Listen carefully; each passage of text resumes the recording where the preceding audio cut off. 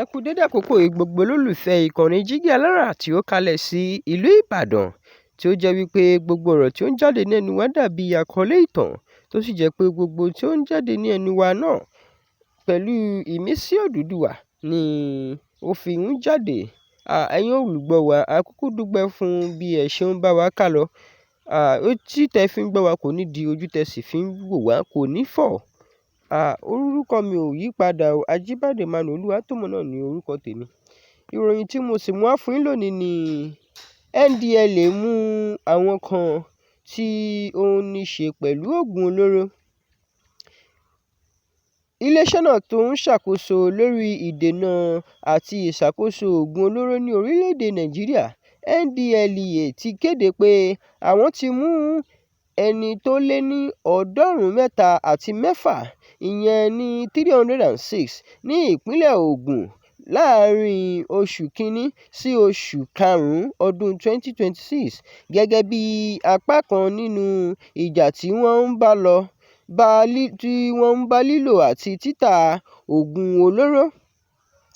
Gẹ́gẹ́ bí ìròyìn tí ọ́fíìsì NDLEA ní ìpínlẹ̀ Ògùn ṣe tún jáde, lára àwọn ènìyàn tí wọ́n mú yìí, ẹni 64, ìyẹn 64, ni wọ́n ti gbé ẹjọ́ wọn lọ sí ilé-ẹjọ́ fún ìgbẹ́jọ́. Iléeṣẹ́ náà tún sọ pé ní àkókò oṣù márùn-ún náà, wọ́n gba ọ̀pọ̀lọpọ̀ oògùn olóró tó níye kan. Àwọn oògùn náà ní ewé igbó tó nímú nìyí o, tí a mọ̀ sí cannabis, tramadol, codeine àti àwọn ọgọ́rùn-ún mìíràn tí kò bófin mu. Olùdarí NDLEA ní ìpínlẹ̀ Ògùn ṣàlàyé pé àṣeyọrí yìí jẹ́ àbájáde ìsapá àpapọ̀ àwọn òṣìṣẹ́ ilé-iṣẹ́ náà àti ìfọwọ́sowọ́pọ̀ láàárín àwọn agbófinró mìíràn. Ó ní NDLEA kò ní dáwọ́ dúró nínú ìjà lòdì sí títà àti lílo oògùn olóró ní gbogbo agbègbè ìpínlẹ̀ náà. Ó tún rọ àwọn aráàlú láti máa pèsè ìròyìn tó ṣe pàtàkì fún NDLEA nígbà gbogbo nípa àwọn tó ń ṣe ìṣòwò oògùn olóró ládùúgbò wọn, kí ìjọba lè fi òpin sí ìṣòro náà. Àwọn amòye nípa ààbò ti sọ pé lílo oògùn olóró jẹ́ ọ̀kan lára àwọn nǹkan tó ń fa ìwà ọ̀daràn bíi jíjà, ìjínigbé, ìkọlù olóògùn àti àwọn ìṣẹ̀lẹ̀ búburú mìíràn. Wọ́n ní bí a bá lè dín lílo oògùn olóró kù, ó máa ràn lọ́wọ́ láti mú ààbò sunwọ̀n sí i ní orílẹ̀-èdè. Ní báyìí, NDLEA ti tún fi ìkìlọ̀ ránṣẹ́ sí àwọn tó ń ṣòwò tàbí tí ó ń lo oògùn olóró pé kí wọ́n yàgò fún iṣẹ́ náà, nítorí pé ẹnikẹ́ni tí a bá mú yóò dojú kọ ìdájọ́ gẹ́gẹ́ bí òfin ilẹ̀ Nàìjíríà ṣe sọ.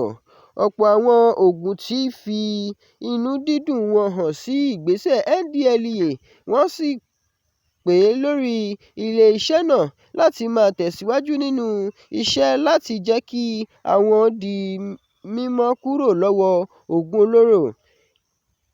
Èyí ni ìròyìn wa lórí ìsapá NDLEA ní ìpínlẹ̀ Ògùn. A dúpẹ́ fún bí ẹ ṣe kúkú tẹ́tí sí wa. Ó dàbọ̀.